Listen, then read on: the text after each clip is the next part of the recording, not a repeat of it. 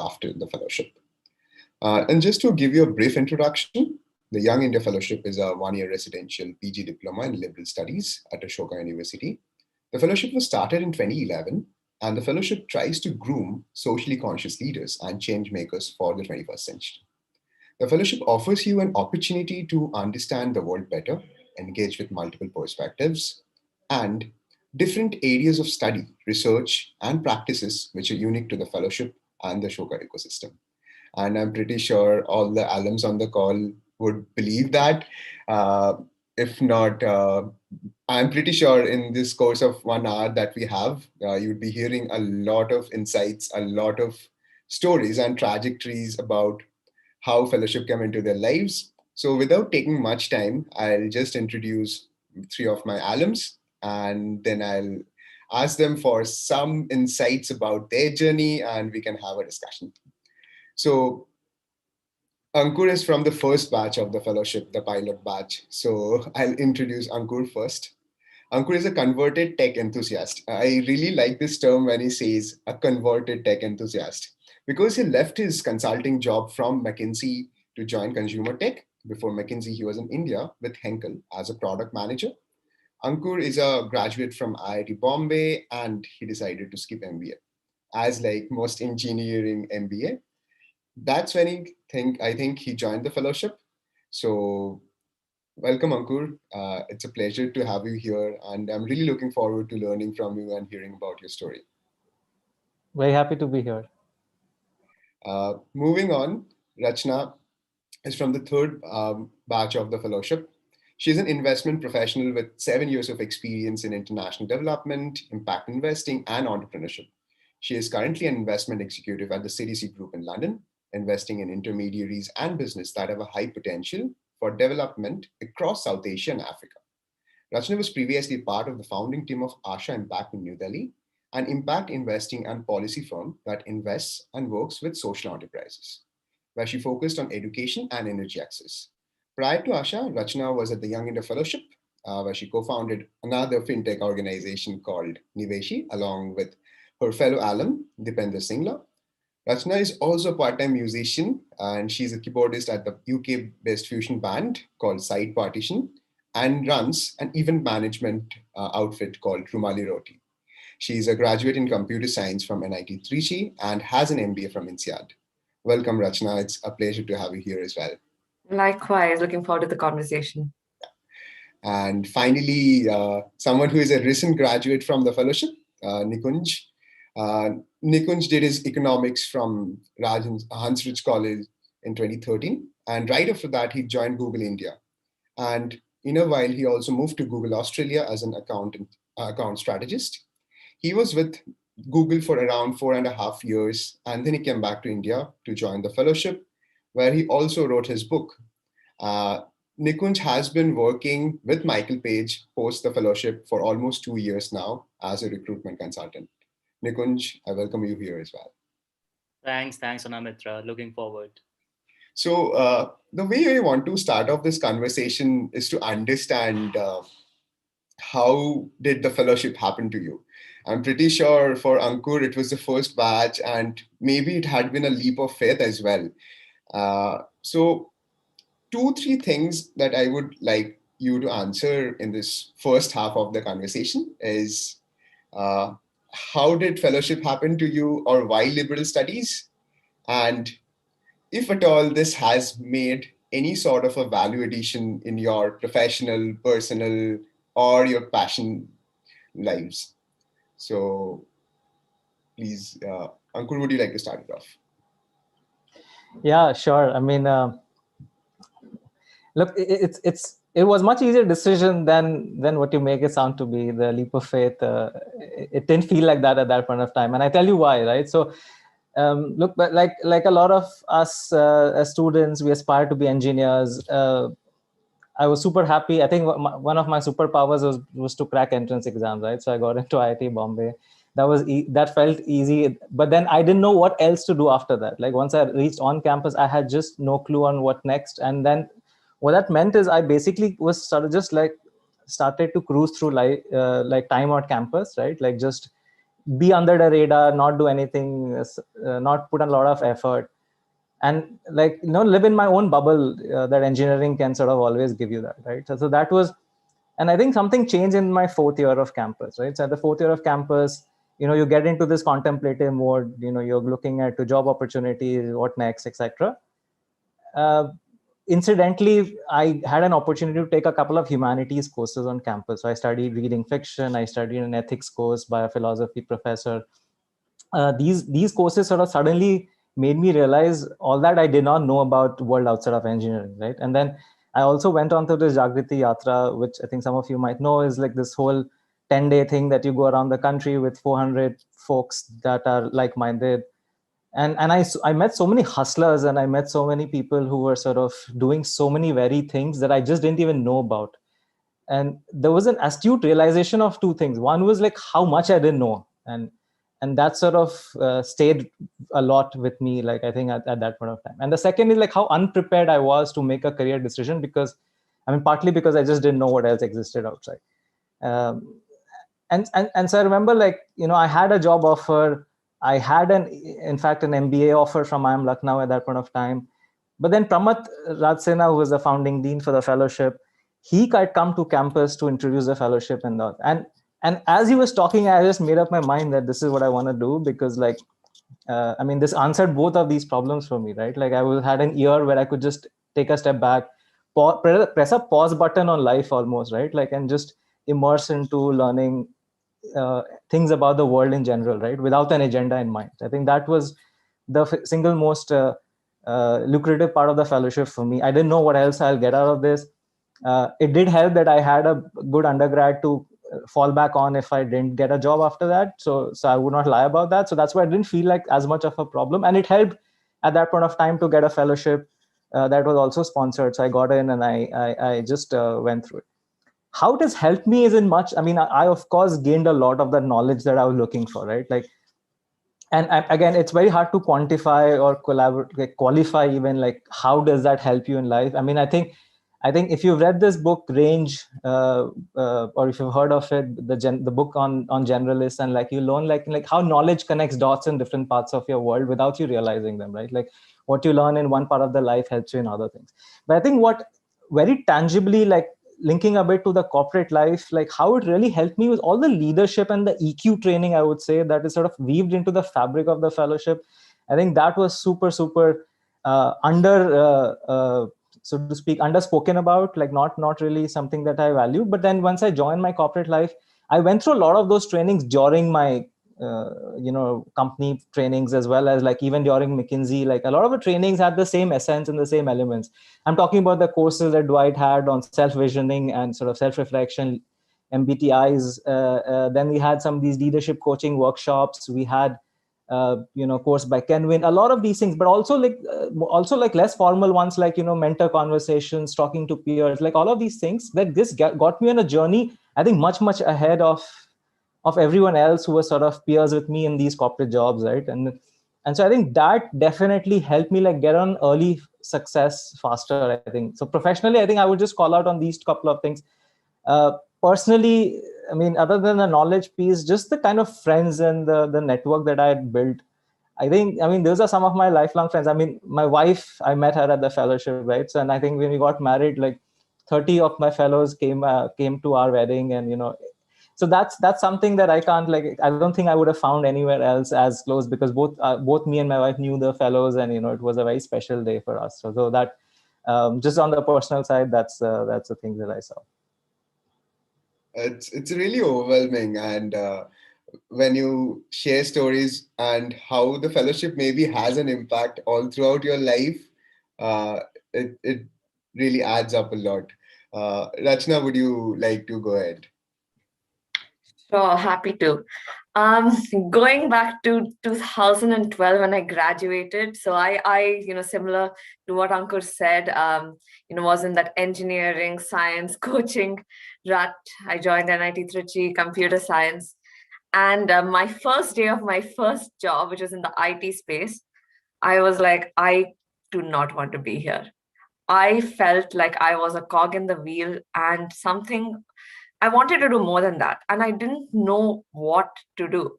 And it was during that time somebody had mentioned to me the Young India Fellowship. Obviously, I was exploring the conventional IIM routes, and I got into IIM Kozhikode and Indore at the time.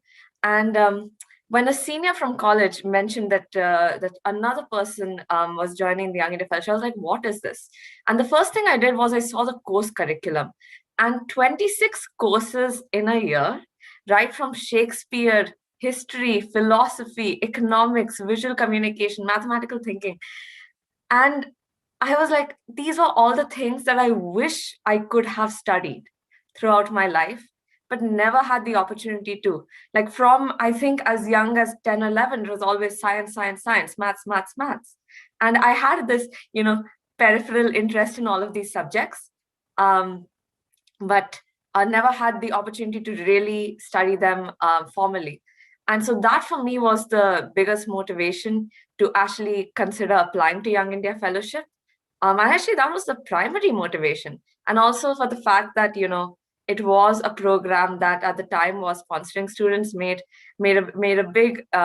a big reason for me to again, go for Young India Fellowship versus the IIMs. And yeah, then I joined Young India Fellowship, and I think, in retrospect, what it's given me, or what it gave me, at least at the time, is it made my world so much bigger. It just opened up. It wasn't even about opening up opportunities, to be frank. It was just being able to experience so many different things academically and with a diverse set of students. I was closely interacting with designers from NID. My roommate was a journalist and continues to be a journalist. And it brought in so many different perspectives. And I think, how that links to the corporate world is, one, your ability to deal with different people and your ability to, in a way, leverage those different perspectives. And it's not just something that, I'm saying in retrospect, because many times in my work, I have actively, and as you said, I work as an investor.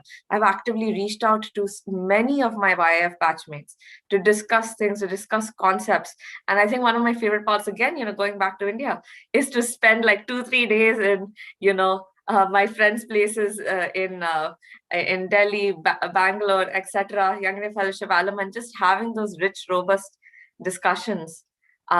So for me, it's been I might have given a different answer a few years ago, especially on the professional side. But more and more, I'm seeing a great emergence in a way of the professional and the personal, and so that's my YF story. That's really interesting, and especially the fact that often with great pieces of art or music or even stories, when we read them or reread them, we add layers to it. And the way you mentioned your experiences and how things are making more sense right now, I can totally connect to that and maybe draw a very vague analogy to that.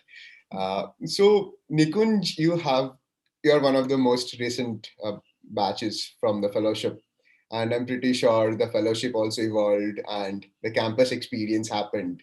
So how was the journey for you, and what was your thought process when you came back from Sydney to India? You obviously had to write your book, but why the fellowship?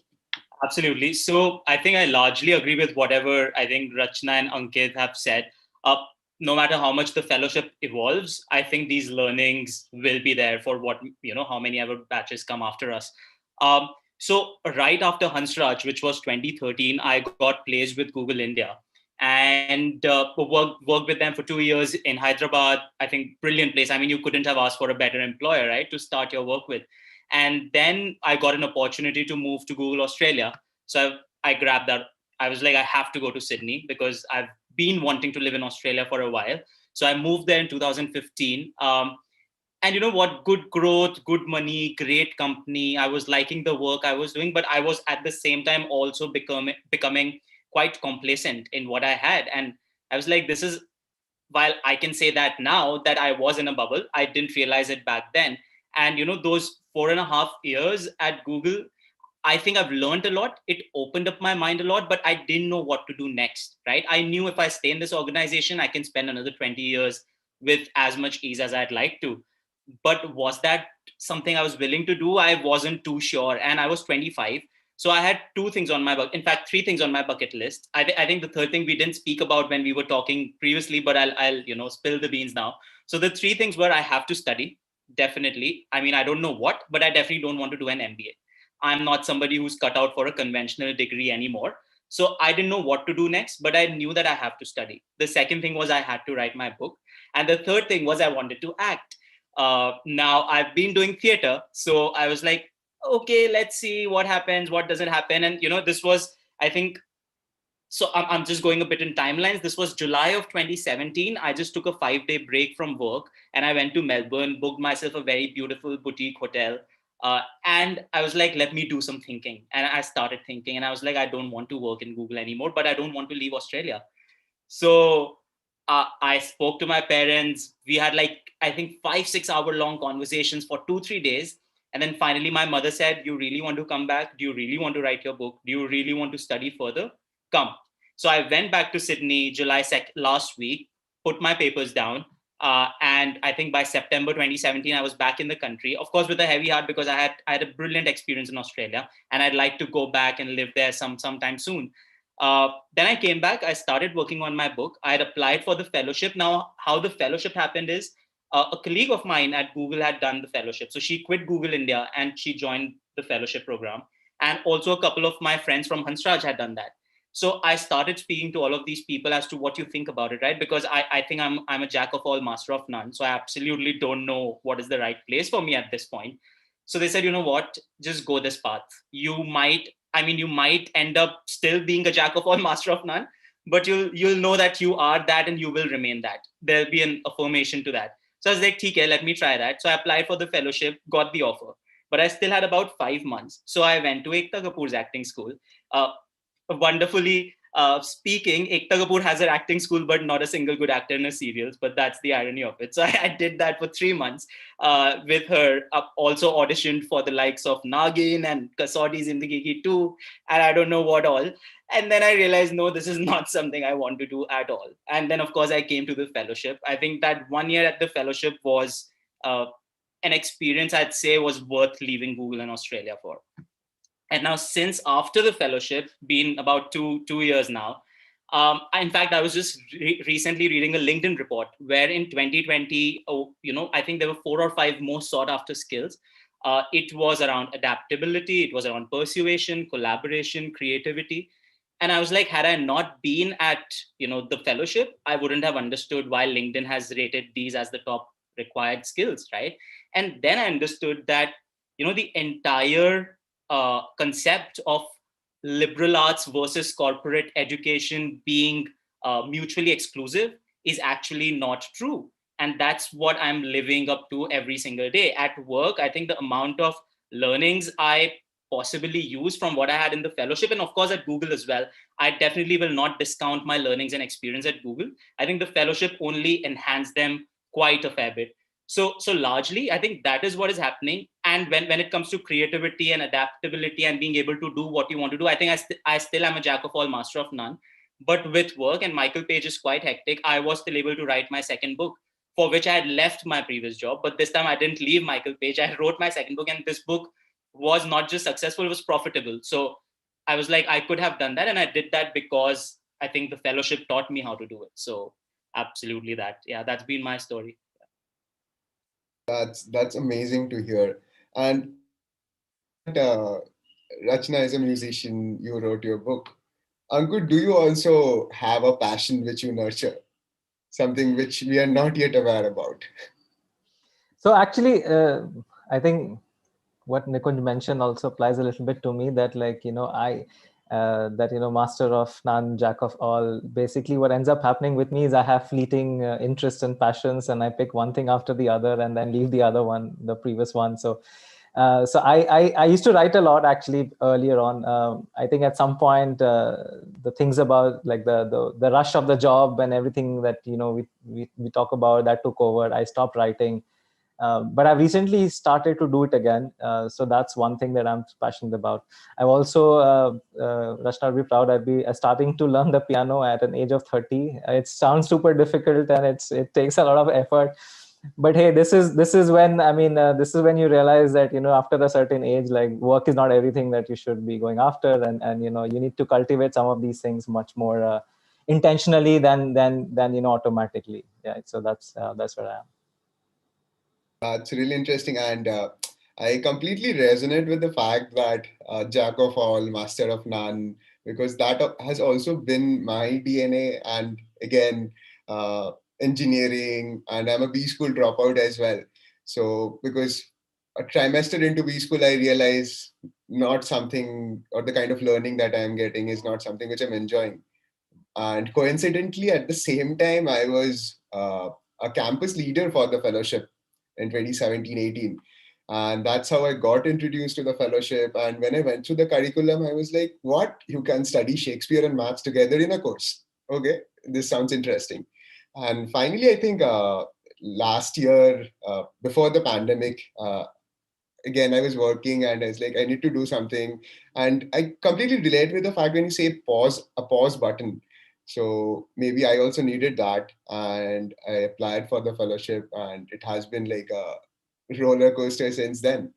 So as we're talking about passion and work, so I would segue into the next question, or the topic of discussion is there something called a work-life balance? Does it even exist? Or and given how do you balance between your profession, passion, and your personal lives? Uh, Nikunj, would you like to go ahead first this time? Yeah, absolutely. So Anamitra, to be honest, I think work-life balance is as much a myth as a reality it is, right? It totally depends on what you really want, right? But let me take two steps back, actually. Let me tell you about my experience at the fellowship. I knew it's going to be 11 months long. I knew I have to do about 25 odd courses. But at the same time, I wasn't ready for the kind of rigor that was there, because I was, like I said, in a very comfortable life in Sydney. I had a good 9 to 5 job, walk by the sea, go back to your house, spend time with your friends, and do whatever you want to do. I think through the course of those 11 months, what I learned was I could take breaks, spend time with friends, and I could still do good. Maybe if you know, academics are really important, which in the fellowship, the scores don't matter, but what you get out of it matters quite a lot, right? And when I look back at the fellowship now, I think I can very clearly remember a few things from few of my favorite subjects, if not all. And at the same time, I can very, you know, categorically remember a few good personal experiences I had. And I think that prepared me for what I'm doing today. So my work hours are 9 to 7. I shut my laptop at 7. So I always tell people at work, unless someone's dying, don't call me, right? But I mean, of course, that's one thing to say, but how much do you live up to it is another thing, right? But at the same time, I knew that if I have to really maintain my work-life balance, I have to find that one thing I want to do outside of work. And for me, that was writing my second book. I was like, let me continue writing. I don't want to stop writing. I can do other things also. I can possibly go to the gym. I can possibly meet my friends, but I can't meet friends every day. So then I started writing my second book. So I made sure that if I'm shutting my system at 7, and if I'm reaching home, let's say when in non-COVID times by 7:30, 7:45, I spend some time talking to my family, and then I write at least few lines of a poem in the night, and then of course watch something on you know, OTT platforms. So I think for me, that is something that I learned from the fellowship. How do you actually know when to cut off? So I didn't used to actually read until the very night or 12. I knew that I have to read until maybe 7:30 in the fellowship. After 7:30, I'm possibly just going to chill with my friends, unless if they are studying, then I'll possibly do some group session with them. But that is something that prepared me for this. And to that, now I'll say that work-life balance exists. I mean, it might sound like something that you're a corporate slave and these overused, overabused words, but you know what? You've chosen this for yourself. So if you are into it, then might as well create something else out of it for yourself. So you have something to look, you know, into once you stop your work. So I think that is something that I did. And now that I'm done with my second book, I'm possibly planning to write my third. So I think that's just, it's a continuous process. So that is what it is. So yeah. I think you have like successfully decoded the empirical formula to balance stuff. So like you're on like a Zen mode now, maybe. Yeah, no, but just to add to that, I won't call it a Zen mode or successfully decoding the formula. But what I definitely say is, to me it's my own, and to you it's your own. To everybody it's their own, right?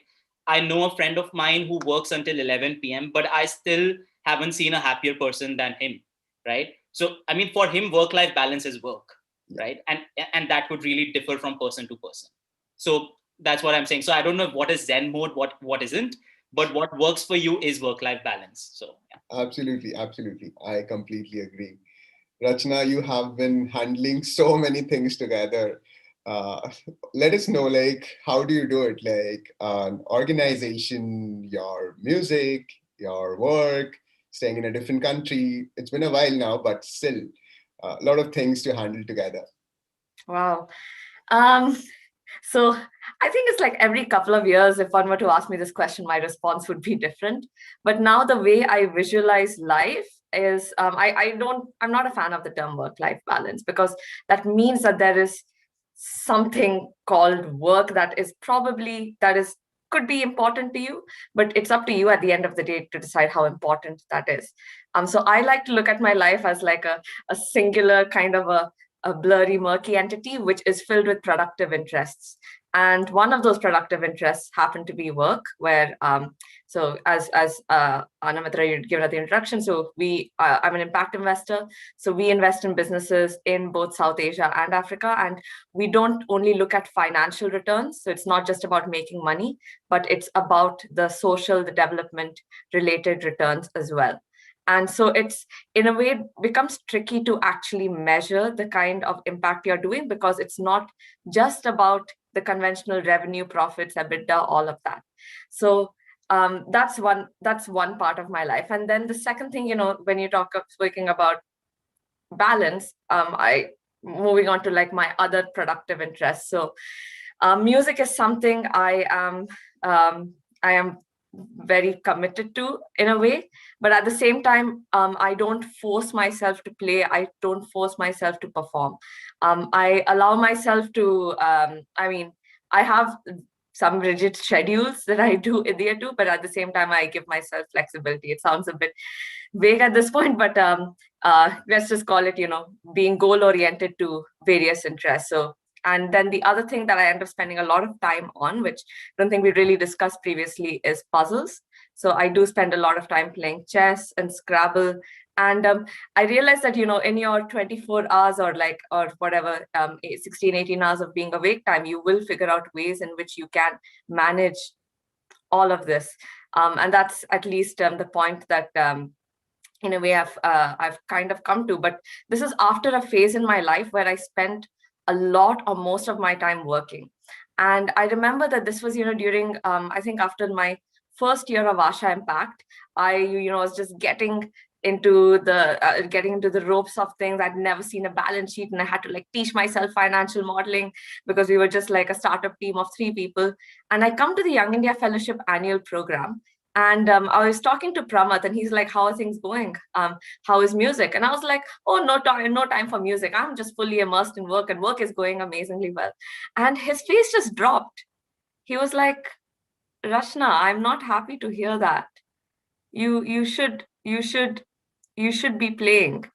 You won't realize it now, but you'll realize it later down, why it's important. And it was actually at that time that a few months after that, I ended up starting a band in Delhi, Wanderlust Sundays. And we ended up performing multiple times over the year before I ended up leaving. So that was one thing that really triggered me. And I've been so conscious about keeping that side of me alive, because I know if I'm just going to immerse myself in work or immerse myself in a single activity, that, at least for me, everyone's definition of what gives them security and comfort is different. But for me, that is quite important. And secondly is, I remember the conversation that I had with my previous Asha Impact boss. And we were just having a catch up, and I asked him a question: how did you spend your 20s? And he graduated from Harvard Business School, and then he was in the banking space. But he didn't say that. He said that he spent a lot of his 20s ensuring that he invested time in other interests. For him, it was squash, it was music, it was literature. And I didn't expect that. I expected, work hard and become successful. And even recently, when I spoke to him, I was like, how should I be thinking about my life? Should I be thinking about pushing myself in the corporate career, making a ton of money, or should I be focusing on my other interests? And his response to me was that, Rachana, you have at least 30 years more to make a lot of money, and also think about what the role of money is in your life and what sort of happiness do you derive by that. And so for me, keeping all of these principles at the back of my mind has then just helped me to, in a way, push myself in these various, whether it's puzzles, whether it's chess, whether it's music, whether it's quizzing or my work. So yeah. That's fantastic. And I can totally relate to the Pramath incident because something similar happened to our batch as well. One of my fellows, he had a few music notes on his background wall. And Pramath asked him impromptu, like, what do you play? And this guy was like, I used to play the violin, but now I don't get time. And the exact same things which he told you maybe 7 years before, he mentioned the exact same things, how important it is to nurture a passion and grow with it. And he also said something which would stay with me forever, that 200 people are doing the fellowship, thousands and lakhs of people are pursuing a postgraduate program somewhere in the country. But what different things are you doing? How are you making your life your own life? How are you customizing it? And that is a I don't know, like thing which would stay with me forever, to make a mark for oneself, to carve out a path for oneself. Ankur, over to you, understanding how you view a balance, or if it exists, and how do you maintain that flow? Yeah, I think my biggest learning, and again, I think, is that it's an evolving art. It's not a science. It's something that you keep at it. You cannot just lose pulse of this, right? So, I mean, there's a running joke within the new consultants in McKinsey that, in the triad of, sleeping, working, and having a social life, you can only get two of them at some point in your life. And at McKinsey, it's always work first, and you have to choose between the other two as a distant second, right? And it was a running joke, and everyone was laughing at the self. I mean, it was a way of self-pitying and sort of in some ways. But I think there's a bit of, jokes aside, there's a bit of truth to the fact that something has to give, right? Like if you have different parts of the life, something has to give. And early on as career professionals, especially in the corporate race, while you're chasing sort of the next promotion or the next sort of whatever, like the next coveted job offer, what ends up happening is that everything else sort of starts to take a bit of a downside. So I think the balance doesn't mean that now you take up a mediocre job next time, but it means that you set boundaries, like Nikunj does when he says, like, I'll shut off my day at 7 p.m. right? What it does, but the struggle that I found myself and a lot of my friends go through is not being able to accept the consequences of doing that, right? And a lot of times the consequences are over imagined and exaggerated than really than any real implications of those, right? So, by the way, I recently left McKinsey, but like what happened is I was running at full pace for 4.5 years when I kind of lost breath, right? And I took a 3-month sabbatical. I just stopped working for 3 months, and I said, I need to reevaluate what am I doing, because this is not sustainable anymore. Like it worked for a while, but it doesn't work anymore. And in those 3 months, like the whole conversation for me was, okay, what are the different parts of my life, and like, am I giving enough time and attention to each of them? Am I actually giving not just hoping for things to happen, but I'm actually making things happen in different parts of my life, right? So there's the creative parts of your life, there's the intellectual pursuits that you want to do, there is the professional financial pursuits of your life, there's the family social aspects of your life, and all of these things, there are enough frameworks out there that you can just Google on these things and you'll find out. And they ask you to do a self scoring, like where do you think how far you are on a scale of, let's say, 1 to 3 on these dimensions. And once you rate yourself, you realize like where you're lacking, and then think about. So I actually went through all of that exercise. And it doesn't mean that you have to be like on a scale of 3, you have to be 3 on everything, right? Again, that's the point, that something has to give. And I think in some point it's okay to at least be a 1 on something as opposed to a 0. In some other things you might want to be 2, and in some other things you might want to be 3, and so on, right? That self-awareness, I think, and that self-reflection is the key. And then being honest to yourself about that, right? Now I will make changes in my life, in the decisions I will make on a micro moments, so that my longer term lives, and I can solve for these things. And these things change. Like, I mean, in that early 20s, everyone, like now that I'm past the 20s, I can always say that, it's easier to say like, don't focus on your career. But I understand, like in the early 20s, everyone focuses on their jobs. There is a bit more emphasis on doing things. But I think it's important that then we don't let go of everything else completely. I think that's the message that I would say. Like, you keep those things so that in your 30s and in your 40s, maybe those things become more important than your job becomes in your life. And I think another thing that happens, like especially for all the guests with us who probably don't feel that way right now, but what ends up happening is like somewhere around the 25-30 age mark, like when you work for 5 to 10 years, you realize you stop comparing yourself with peers anymore, because just the life is so different for everyone. Like the context is so different. And once you stop comparing yourself with peers, that's when it becomes that the whole point of like, how are you customizing your own life? That idea starts to gain a lot of hold. And sometimes if you've not done enough early on, it becomes difficult to catch up later. Like, it becomes harder, doesn't mean it's not possible. So I think that's my biggest learning.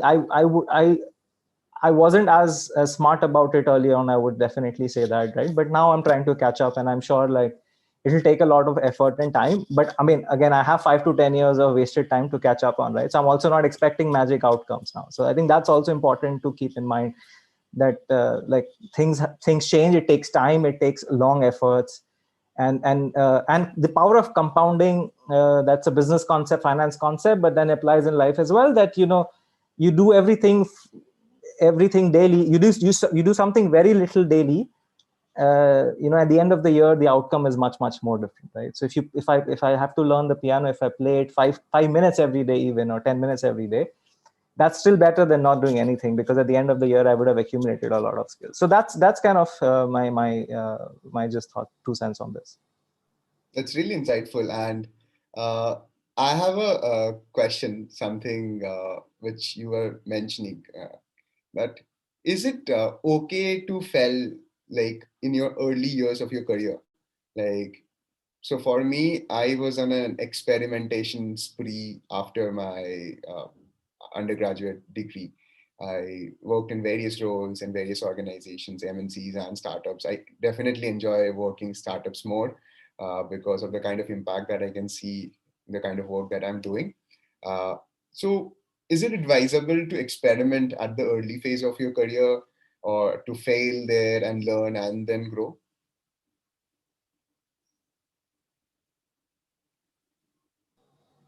Nikunj, you took a lot of risks, it seems.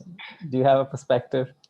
Yeah, so I was just, in fact, when you were asking that question, Anamitra, I was thinking, I think it really depends on how you define failure for yourself, right? I mean, is the definition of failure for you the failure that has been defined for us by the society, that if you don't go the conventional route, if you've done so I'll give you a quick example. When I was doing economics honors in Hansraj, our degree is not called economics honors, it's called Bachelor of Arts, right? So one of my relatives, I'm pretty sure you would have experienced that, they were like, arts karke kya karega, right?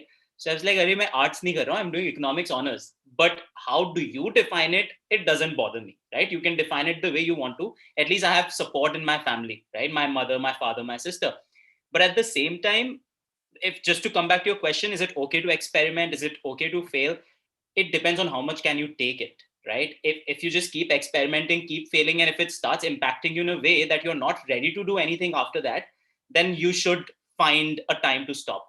For me, I have personally always wanted to play safe. My biggest risk, like also, Ankur mentioned, was to leave Google and come to the fellowship. And it wasn't just leaving Google, it was leaving Australia and come back to India, to Sonipat, and do the fellowship. So a lot of my friends used to make fun of me at the fellowship from Sydney to Sonipat. That's what they used to call. So I was like, it's fine, but I'll only know whether it was worth the risk after this phase is done with. So you'll always have to be very, very patient to understand and wait for the outcomes and results. And even if you don't succeed, it's just fine. I mean, just another day. There's no age to fail. There's no age to experiment.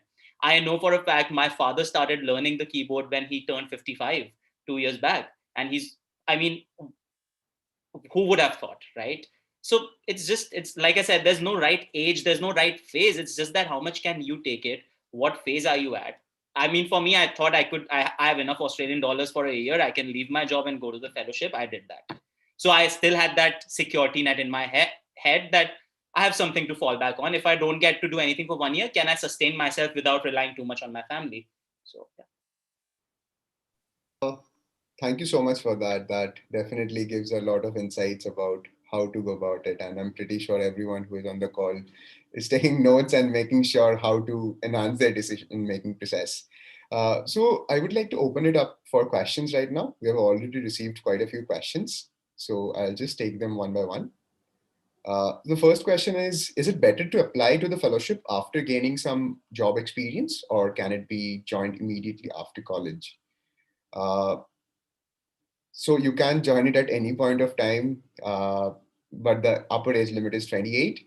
And it also, I think, depends on your worldview, that what you want to gain out of the fellowship. I think, as our panelists mentioned all throughout this course of conversation, that it's about how you do it for yourself, because the formula for you would not be the same for another individual around you. So if you want to experience the work life and see how it goes, then try to make a decision, come back to education, and then again go back.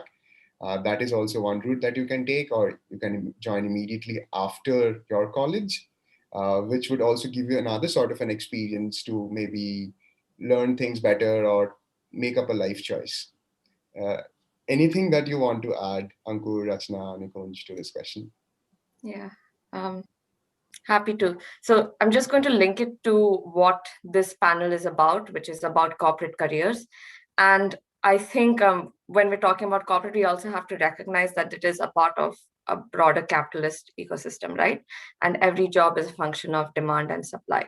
So if you're looking at it from that lens, then after a year at the fellowship, when you are starting to apply to jobs and when you are potentially competing against other fellows, who do you think may have a potential advantage if based on the kinds of jobs you're looking at? And I think there could be an argument to be made, if you're looking at a traditional corporate job, that some amount of work experience would help. However, I wouldn't say that's an absolute necessity. Now, if you are very convinced, right at the outset from during the times of your undergrad, that you are clear about moving to a completely different field, then I think it's always good to upskill yourself, which is where I think, Young India Fellowship really adds value. For me, in my personal case, I did graduate in computer science, and it was hard for me to consider immediately doing an MBA or completely changing fields without testing the waters, even though I was a bit mixed about it at the time. But for me, one thing was clear the moment I entered my job, is that one, I can't work in a massive corporate, and secondly, I needed work that required more out of the box thinking than my job allowed at the time. So I feel that experience, while on paper I really try not to talk about it as much on the resume, etc., really helped me give that perspective and made the case for Young India Fellowship stronger. So I'll just add that.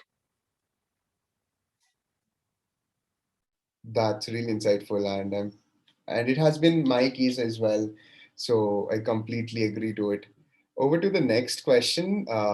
Is it possible to get to do what you want and yet earn money? I think it's a classic passion profession question.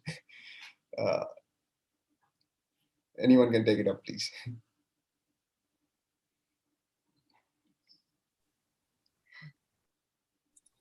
I mean, see, a one-word answer to that is yes. But of course, there are a lot of layers, a lot of complexities involved in it. There's a reason why I'm doing a corporate job and not writing a book full time, right? Because I know that first, for me to be a successful writer or an author, I might want to have that market, that reach, because I know my poetry is maybe slightly niche in nature. So you also need to know for yourself that what interests you would interest a larger audience, and that is enough to pay your bills. So, I mean, in my case, I know my poetry can't pay my bills, at least at this point, right? So, I mean, that's what I'd say, but yeah. Okay. So the next question is about, would the YF make sense for someone with an established career in recruitment operations looking to make a transition to consulting? I think Nikunj and Ankur, we both can come in for this consulting recruitment.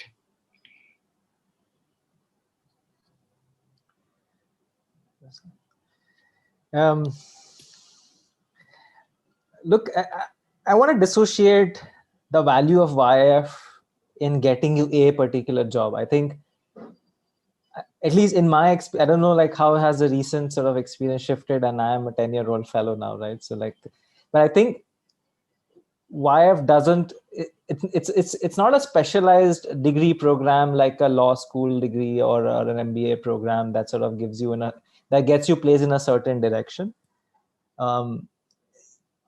I would sort of, it is more about that exploration and the awareness that you generate and the connection that you build through that year. So is there a direct transition from a recruitment operations role YF to an MBA? I would say, I don't know. Can you do that transition? I would think yes, right? So I don't know if that helps. Nikunj? Yeah. So I was just, I mean, I think I largely agree with Ankur there. Can it facilitate it? Yup. But see, there are again two parts to it. One, ask yourself, can you make that transition without the fellowship? Because if you already know that that's the transition you want to make, will fellowship really add any value to that transition? If the answer to that is yes, and if you know the why, then you come to the fellowship and make that transition. But don't rely just on the fellowship to be able to, making that transition, primarily because we don't learn one thing here. We don't learn two things here. Like, Ankur said, this is not a specialism wala course where you're going to get into one specific industry, right? So as long as you have your whys very clear in your head, especially given that you are in recruitment operations, then you come to the fellowship. A lot of people come to the fellowship to get the answers to those whys. But what I understand of the question is that the person already is set in their thought process. So if you're okay to break your thought process and unlearn at this point to relearn something, maybe you can make that transition. But can there be a on paper 100% guarantee that it will definitely happen right after the fellowship? No one's to say. Thank you. The next two questions are directed towards Rachana. It's about your INSEAD experience and how YF maybe played a role or how it maybe helped you connect to the course and your peers at the MBA program. And the next part is an MBA necessary or required after the fellowship to step up the corporate ladder? Good ones. Well,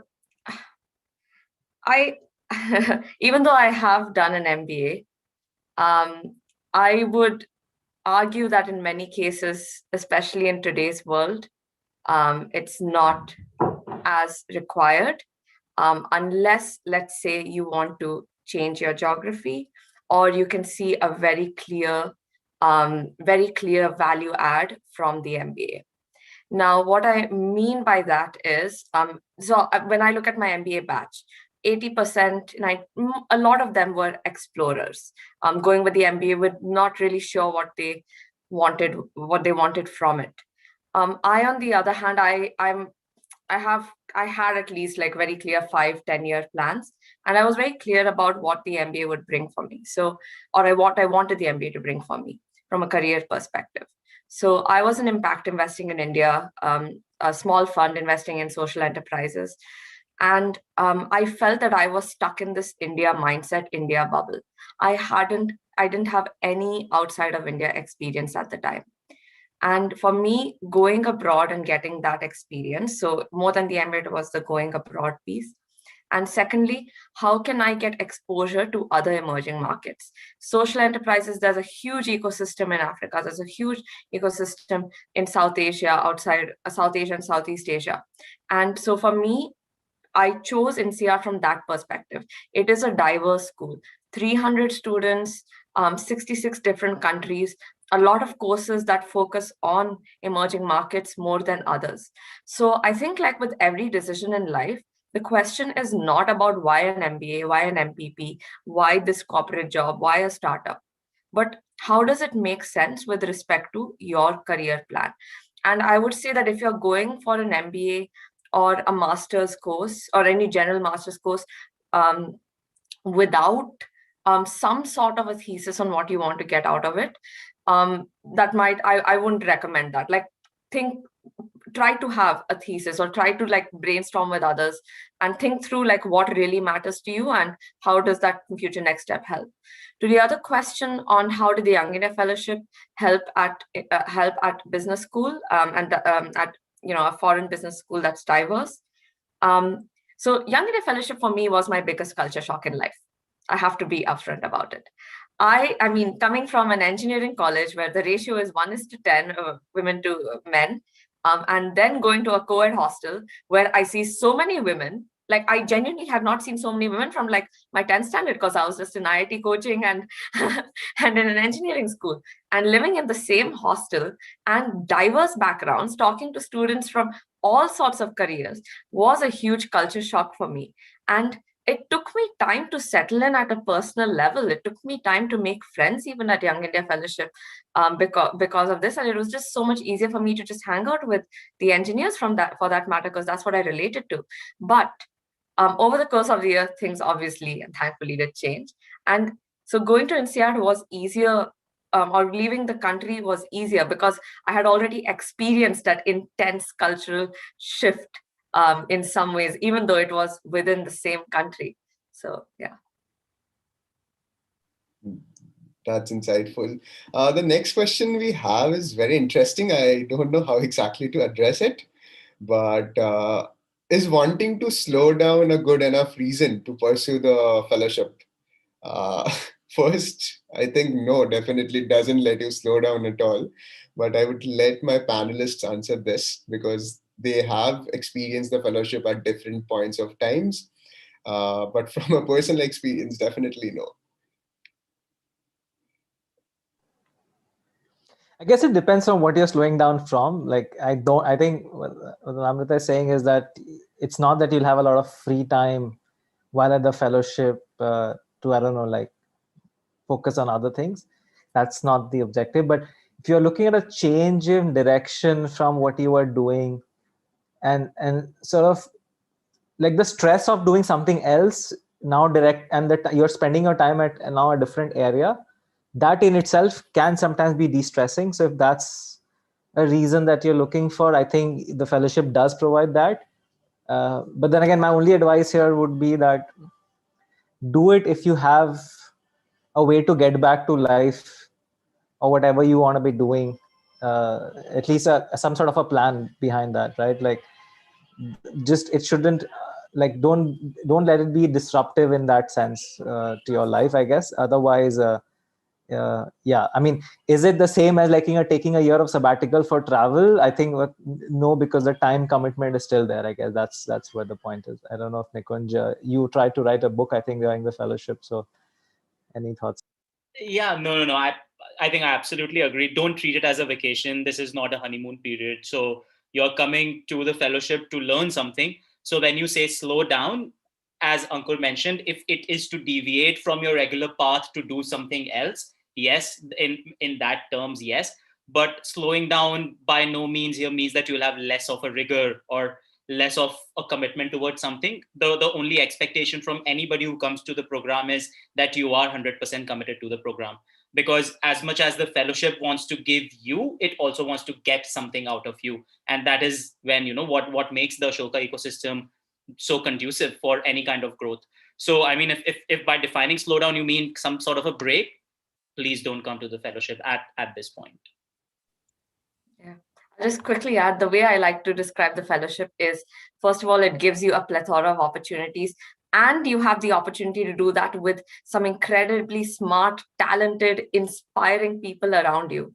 And so if your definition of slow is to gain a different perspective, which could be that, then sure. But if it's to take, slow down literally, probably not.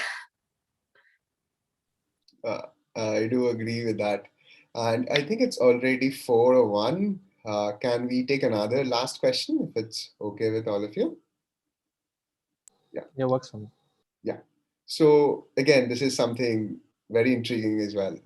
So the person says, when I say I want to work with humans and not just computers, does it have to be something related to charity or anything within the corporate as well?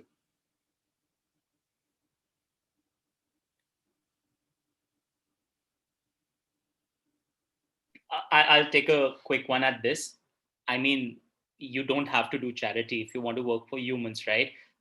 When I was interviewing for Michael Page, I was very clear the culture and the vision has to speak to me, has to speak to what I've learned at Google and at the fellowship. And one of the visions that Michael Page has is, changing people's lives. I was like, everybody wants to say that. How exactly are you doing that? But I can see that impact, right? When you help somebody switch their careers, get them a job, especially during COVID, we were able to actually place a few people who had lost their jobs. So am I doing some sort of charity? No, I'm doing a corporate job. They're paying me my bonuses because I'm placing people.